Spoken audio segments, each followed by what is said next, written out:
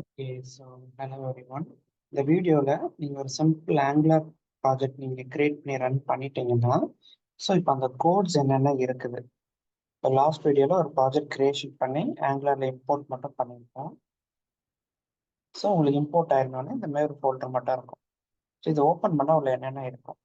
So இதை ஃபுல்லாக ஒரு தடவை ஒரு கிளான்ஸ் பார்த்துடலாம். ஸோ ஃபஸ்ட்டு திங், என்னோட ஆங்குலர் ப்ராஜெக்ட் ரன் ஆகிட்டு இருக்கு. இதை நான் ஸ்டாப் பண்ணிப்பேன். ஃபஸ்ட் திங் நீங்கள் வெளியே என்ன தெரிஞ்சிருக்கணும்னா, இதில் ஒரு ஃபைல் பேக்கேஜ்.json இருக்கும். ஸோ இது வந்து ஆங்குலருக்கும் இதுக்கும் எந்த ரிலேஷனும் கிடையாது. இது வந்து உங்களோட என்பிஎம்மோட இது. ஸோ உங்களோட லைப்ரரிஸ் என்னென்ன வேணும். இப்போ ஆங்குலரோட அனிமேஷன், ஆங்குலரோட காமன், ஆங்குலரோட கம்பைலர், ஒரு நியூ ப்ராஜெக்ட் கிரியேட் பண்ணுறப்போ பேசிக்காக ஒரு ப்ராஜெக்ட் தேவையான லைப்ரரிஸ் எல்லாமே இதில் இன்க்ளூட் ஆகிருக்கும். ஸோ இந்த லைப்ரரிஸ் எல்லாம் எங்கே டவுன்லோட் ஆகிருக்கும்னா, டவுன்லோட் ஆனது எல்லாமே உங்களோட நோட் மாடியூல்ஸ்ங்கிற ஒரு போர்ட்டலில் இருக்கும். ஸோ நீங்கள் நெட்லலாம் ஏதாவது ஆங்குலரோட சாம்பிள் கோட் எடுக்கிறீங்கன்னா, அங்கே வந்து மோஸ்ட்லி என்ன பண்ணியிருப்பாங்கன்னா, உங்களுக்கு அந்த சோர்ஸ் கோடை கொடுக்கும்போது இதோட மொத்த ஃபோல்டர் சைஸ் எடுத்து பார்த்தீங்கன்னா ஆல்மோஸ்ட் ஒரு 240 MB டு சம்திங் இந்த மாதிரி வருது. உங்களுக்கு கொடுக்கும்போது என்ன பண்ணிடுவாங்கன்னா, அந்த நோட் மாடியூல்ஸை இல்லாமல் தான் கொடுப்பாங்க. இதை டெலீட் பண்ணிட்டு தான் கொடுப்பாங்க. ஏன்னா நோட் மாடியூல்ஸ் வந்து ஜஸ்ட் லைப்ரரிஸ் தான், நெட்ல இருந்து டவுன்லோட் பண்ணுறது தான்.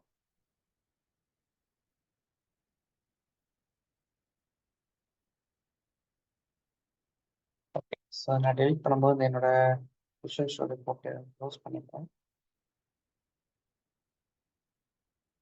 எஸ், டெலீட் ஆயிடுச்சு.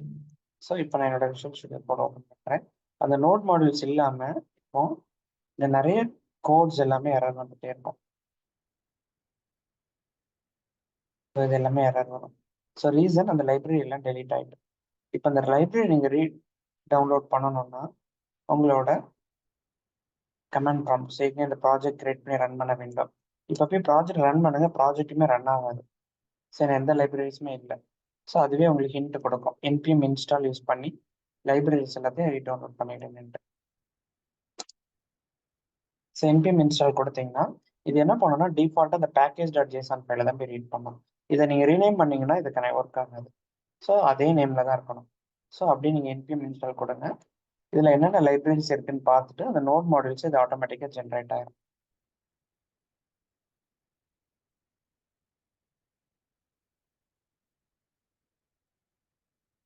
ஓகே. ஸோ ஜென்ரேட் ஆயிடுச்சு. இப்போ என்ஜி சர்வ் கொடுங்க, ரன் ஆகும்.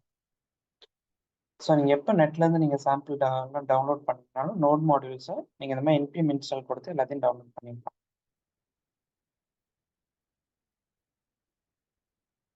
ஓகே. ஸோ ரன் ஆகுது. ஸோ நம்ம ப்ரௌசருக்கு செக் பண்ணிக்கலாம். ரன் ஒர்க் ஆகிட்டு. இப்போ நீங்கள் உங்களோட ஆப் மாடியூல்ஸ்லாம் ஓப்பன் பண்ணி பாருங்கள். ஸோ அந்த எரர்ஸ்லாம் இப்போ போயிருக்கும். இன்கேஸ் போகலைன்னா ஒரு தடவை எடிட்டரை க்ளோஸ் பண்ணி ஓப்பன் பண்ணிவிடுங்க. எல்லாம் சரியாயிடும். இது ஃபர்ஸ்ட் திங், உங்களோட பேக்கேஜ்.json. அடுத்து நீங்கள் தெரிஞ்சுக்க வேண்டிய இன்னொரு ஃபைல் வந்து என்னென்னா angular.json. ஸோ உங்களோட angular.json வந்து உங்களோட ஆங்குலர் ப்ராஜெக்டோட கான்ஃபிகரேஷன். ஸோ இப்போ எக்ஸாம்பிள் இதில் பார்த்தீங்கன்னா எது வந்து உங்களோடது இண்டெக்ஸ் ஃபைல், ஹோம் பேஜ் எது லோட் ஆகணும், ஸோ எந்த சிஎஸ்எஸ் ஃபைல் எடுத்துக்கணும், உங்களோட ஃபேவரட் ஐகான்ஸ் இதெல்லாம் அசெட்ஸ் எங்கிறது எடுத்துக்கணும். ஸோ உங்களோட ப்ராஜெக்டோட ஓவரால் கான்ஃபிகரேஷன், ப்ராஜெக்டை ஃபைனலாக பில்ட் பண்ணும்போது அதோட பாத் என்ன எடுக்கணும், சம்திங் இந்த மாதிரி உங்களோட ஆங்குலர் ஸ்பெசிஃபிக் கான்ஃபிகரேஷன்ஸ் எல்லாமே இருக்குல்ல. ஸோ இப்போ இதில் ஒரு கான்ஃபிகரேஷன் ஞாபகம் வச்சுடுங்க. உங்களோட ஹோம் பேஜ் வந்து index.html வந்து லோட் ஆகும். ஸோ நீங்கள் அதை விட செக் பண்ணி பாருங்கள். ஸோ இப்போ நான் இங்கே இதை க்ளோஸ் பண்ணிவிட்டு index.html போகிறேன். ஸோ index.html வந்து எங்கே இருக்குது,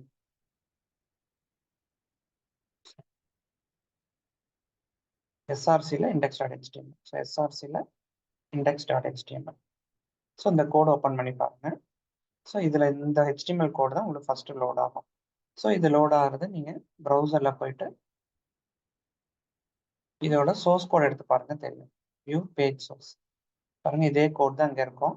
பட் ஒரு சின்ன சேஞ்ச், உங்களோட சிஎஸ்எஸ் ஃபைல் இங்கே டைனமிக்காக இன்ஜெக்ட் ஆகிருக்கும். இங்கே அந்த சிஎஸ்எஸ் இல்லை இருக்காது. அதேமாரி லைன் நம்பர் 14 இந்த ஸ்கிரிப்ட் உள்ள டைனமிக்காக ஆட் ஆகிருக்கும். ஸோ இந்த ரெண்டும் தான் வந்து உங்களுக்கு இந்த ஆப் ரூட்டை வந்து ஃபங்க்ஷன் பண்ண வைக்கிது. ஸோ இந்த ரெண்டு மட்டும் இன்ஜெக்ட் ஆகிருக்கும். மற்றதெல்லாம் சேம், இதே ஃபைல்ஸ் தான் உங்களுக்கு வந்து உள்ள இருந்து லோட் ஆகிருக்கும். அண்ட் இந்த ஒரு ஸ்கிரிப்ட் இருக்குது. இதுவும் உள்ள டைனாமிக்கலோட அந்த ஸ்கிரிப்டும் சிஎஸ்எஸ் மட்டும் தான் உங்களுக்கு உள்ள டைனாமிக்காக வந்திருக்கும். மற்றபடி இந்த இன்டெக்ஸ்ட் ஹெச்டிஎம்எல் தான் உங்களுக்கு லோட் ஆகுது. ஓகே, ஸோ இப்போ அந்த ஆப் ரூட் வந்து எப்படி இந்த டிசைனாக ஃபார்ம் ஆகுது, ஹலோங்கிற வேர்டாக ஃபார்ம் ஆகுது.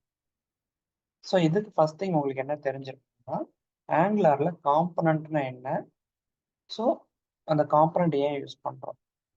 ஃபர்ஸ்ட் திங் உங்களுக்கு காம்பனண்ட்னா, ஓகே இப்போ ஏதாவது ஒரு வெப்சைட் இருக்குது, இப்போ ஆங்குலர் வெப்சைட்டே எடுத்துக்கிறேன்னா, ஸோ இதில் வந்து உங்களுக்கு ஹெட்டர் வந்து ஒரு காம்பனண்ட்டாக இருக்கலாம், லெஃப்ட் மெனு ஒரு காம்பனண்ட்டாக இருக்கலாம், ரைட் மெனு ஒரு காம்பனண்ட்டாக இருக்கலாம். இல்லை நீங்கள் ஒரு இந்த வெப்சைட் ஏதோ ஒன்று எடுக்கிறீங்கன்னா இது ஒரு காம்பனண்ட். ஸோ இவங்க என்ன பண்ணியிருப்பாங்கன்னா, ஒரு ஃபுல் ஹெச்டிஎம்எல் வியூவில் உங்களுக்கு ரீயூஸ் பண்ண வேண்டிய டிசைன்ஸ் எல்லாத்தையும் ஒவ்வொரு சின்ன சின்ன போர்ஷனாக வந்து தனித்தனி காம்பனண்ட்டாக கிரியேட் பண்ணிக்கலாம். அப்போ நீங்கள் ஒரு ஹோல் வெப்சைட், இப்போ நீங்கள் Amazon.in எடுத்தீங்கன்னா சரி ஹியூஜ் வெப்சைட், இதில் வந்து ஒரு சின்ன சின்ன பார்ட்டையும் அவங்க ஒரு தனித்தனி ஹெச்டிஎம்எல் ஒரு காம்பனண்ட்டாக டிசைன் பண்ணிட்டாங்கன்னா, ஸோ அதை ரீயூஸ் பண்ணுறதுக்கு ஈஸியாக இருக்கும். ஏன்னா மோரார்லெஸ் ஒரே டிசைன் தான் திரும்ப திரும்ப நிறைய இடத்துல ரிப்பீட் பண்ணியிருப்பாங்க. ஸோ இப்போ இங்கே பார்க்குற இதே டிசைன் தான் மேலும் சம்வேர் எங்கேயாவது இருக்கலாம், இங்கே இருக்கும். ஸோ அதனால ஒரே டிசைன் நிறைய இடத்துல டூப்ளிகேட் பண்ண வேண்டியது இருக்குன்றதுனால இந்த டிசைன் ரீடூ பண்ணிகிட்டே இருக்க முடியாது. அதனால ஒவ்வொன்றையும் ஒரு காம்பனண்ட்டாக அவங்க தனித்தனியாக டிசைன் பண்ணியிருப்பாங்க. ஸோ இப்போ ஒரு காம்பனண்ட்னா அதில் என்னெல்லாம் இருக்கும். ஸோ இப்போ எக்ஸாம்பிள் இது ஒரு காம்பனண்ட்னா அந்த காம்பனண்ட்டை ஃபார்ம் பண்ணுறதுக்கு ஒரு HTML ஃபைல் வேணும். இதுக்கு டிசைன்ஸ் எதுவும் ஸ்பெசிஃபிக்காக எழுதணும்னா ஒரு CSS ஃபைல் வேணும். இதில் ஏதாவது ஸ்கிரிப்டிங் எழுதணும்னா, அதாவது உங்களுக்கு ஜாவாஸ்கிரிப்ட் நீட் இருந்துச்சுன்னா ஒரு டைப் ஸ்கிரிப்ட் ஃபைல்.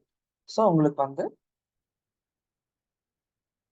ஒரு காம்பனண்ட்னு எடுத்துக்கிட்டிங்கன்னா உள்ள வந்து ஒரு HTML ஃபைல் இருக்கணும், ஒரு CSS ஃபைல் இருக்கணும், ஒரு டைப் ஸ்கிரிப்ட் ஃபைல் இருக்கணும். ஸோ இந்த 3 இருந்தால் தான் அது வந்து ஒரு காம்பனண்ட். ஸோ இப்போ இவங்க வந்து ஆப் காம்பனண்ட்டுக்கு என்ன பண்ணியிருப்பாங்கன்னா, ஃபர்ஸ்ட் ஒரு ஹோம் பேசிக் வந்து ஆப் காம்பனண்ட் வச்சிருப்பாங்க. ஸோ ஒரு CSS ஃபைல் எழுதியிருக்காங்க, ஒரு HTML ஃபைல் எழுதியிருப்பாங்க, ஒரு டைப் ஸ்கிரிப்ட் ஃபைல் ஆப் காம்பனண்ட்.ts. ஆக்சுவலி இந்த ஸ்பெக் ஃபைல் இக்னோர் பண்ணிடுங்க, இது வந்து வெறும் டெஸ்டிங்காக எழுதுறது. ஸோ அது இப்போ நீட் இல்லை. ஸோ ஒரு TS ஃபைல், ஒரு HTML file and CSS file, இந்த 3 சேர்ந்தது தான் ஒரு காம்பனண்ட்டாக இருக்கும். ஸோ இந்த காம்பனண்ட்டுக்கு நேம் வந்து நீங்கள் அதோட TS ஃபைலில் உள்ள அந்த சாம்பிள் கோட் எடுத்து பார்த்தீங்கன்னா செலக்டாருங்கிற ஒரு இதில் கொடுத்துருப்பாங்க ஒரு நேம். இந்த நேமை யூஸ் பண்ணி நீங்கள் இந்த காம்பனண்ட்டை லோட் பண்ணிக்கலாம். இதுதான் அங்கே பண்ணியிருப்பாங்க. ஆப் ஐக்கன் ரூட் எடுத்து உங்களோட HTML ஃபைலில் ஒரு டேகாக போட்டிருப்பாங்க. இந்த டேக் எடுத்துட்டிங்கன்னா உங்களுக்கு டிசைன் வராது. ஸோ இந்த டேக் தான் உங்களுக்கு அந்த இந்த காம்பனண்ட்டை அப்படியே லோட் பண்ணி கொடுக்குது. ஸோ ஒரு HTML, CSS அண்ட் TS. இது போக இதில் இருக்கிற கோட்ஸ் பார்த்தீங்கன்னா ரவுட்ஸ்னு ஒரு கோட் இருக்கும். இது வந்து பேஜஸ்லாம் ஃபார்ம் பண்ணுறதுக்கு. இப்போ நம்ம எந்த பேஜஸும் யூஸ் பண்ணல, சிங்கிள் பேஜ் வச்சு பண்ணுறதுனால இந்த ஃபைல் வந்து ஜஸ்ட் ஒரு எம்டி இதோட இருக்கும். இது நம்ம லேட்டாக நம்ம ரவுட்டிங் கான்செப்டில் பார்த்துக்கலாம். அதுமாதிரி கான்ஃபிக் உங்களோட காம்பனண்ட்ஸ் அப்ளிகேஷனில் இருக்க சர்வீசஸ் இது எல்லாத்தையும் கான்ஃபிகர் பண்ணுறதுக்கு. பட் இதுவும் நமக்கு வந்து இப்போ ரொம்ப சிம்பிளாக எதுவுமே யூஸ் பண்ணல. இதை நம்ம வந்து லேட்டர் சர்வீசஸ்லாம் யூஸ் பண்ணும்போது பார்த்துக்கலாம். சர்வீசஸ் ரவுட்டிங்ஸ் வரும்போது இந்த 2 ஃபைல் யூஸ் ஆகும். இது பழைய வெர்ஷன் ஆங்குலர் யூஸ் பண்ணுறவங்களுக்கு ஆப் மாடியூல்னு ஒரு ஃபைல் இருக்கும். பட் நமக்கு வந்து இந்த இப்போ இருக்கிற ஆங்குலர் 16, 17 வெர்ஷன் யூஸ் பண்ணுறீங்கன்னா அது இருக்காது. ஆப் ரவுட்ஸ் அண்ட் கான்ஃபிக் தான் இருக்கும். இந்த ரெண்டுமே வந்து இனிஷியல் ஸ்டேஜஸில் நீங்கள் எதுவும் எடிட் பண்ணுற மாதிரி இருக்காது. ஸோ ஒரு காம்பனண்ட்டை இந்த HTML ஃபைல்ஸில் சேஞ்சஸ் பண்ணி மட்டும் பாருங்கள். ஸோ நெக்ஸ்ட் வீடியோவில் நீங்கள் புதுசாக ஒரு காம்பனண்ட் எப்படி கிரியேட் பண்ணுறது, ஸோ அந்த காம்பனண்டோட டிஸ்பிளேஸ் அங்கே எப்படி எடுத்துகிட்டு வர்றது, ஸோ அது வந்து நான் நெக்ஸ்ட் வீடியோவில் ஷோ பண்ணுறேன். So okay, thank you. இதோட ரெஃபரன்ஸ் லிங்க்ஸ், இதோட சோர்ஸ் கோட்ஸ் இது எல்லாமே வந்து இதோட டிஸ்கிரிப்ஷன்ஸில் நான் வந்து அட்டாச் பண்ணி கொடுத்துட்றேன். So okay, thank you.